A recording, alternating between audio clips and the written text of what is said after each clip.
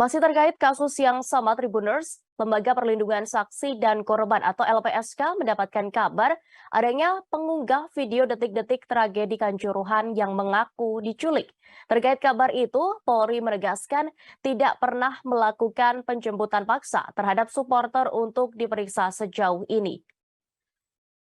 Wakil Ketua LPSK Edwin Partogi Pasaribu mengatakan, kabar itu diterima sudah sejak Senin 3 Oktober 2022 lalu. Sosok yang diduga sempat diculik itu bernama Kelvin, merekam sekaligus pengunggah detik-detik kerusuhan di pintu 13 Stadion Kanjuruhan.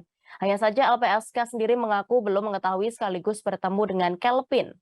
Meski begitu, pihaknya meminta yang bersangkutan untuk segera mengajukan permohonan perlindungan ke LPSK. Tanya kepada Kelvin, Edwin menyatakan LPSK terbuka bagi para saksi dan korban tragedi itu jika membutuhkan perlindungan. Kadif Humas Polri, Irjen Pol Dedi Prasetyo memberikan penjelasan untuk meluruskan kabar tersebut. Pihaknya sudah mengkonfirmasi ke pihak Polres Malang dan Polda Jawa Timur dan menyatakan tidak pernah melakukan penangkapan. Menurut Dedi, alat bukti yang digunakan polisi saat ini untuk mengusut kasus tragedi Kanjuruhan yakni melalui rekaman CCTV yang ada di dalam stadion. Dedi kembali menegaskan bahwa pihaknya tidak melakukan penjemputan paksa terhadap para pengunggah video detik-detik kericuhan. Di sisi lain, tim investigasi masih membutuhkan waktu untuk melakukan pendalaman kasus tragedi Kanjuruhan Malang.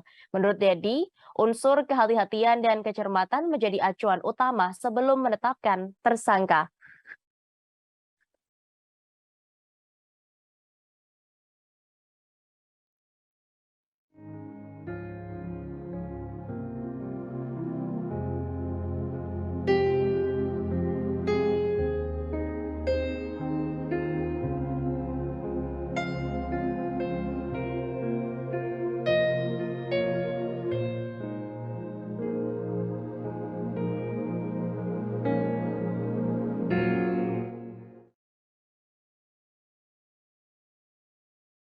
Terima kasih sudah nonton.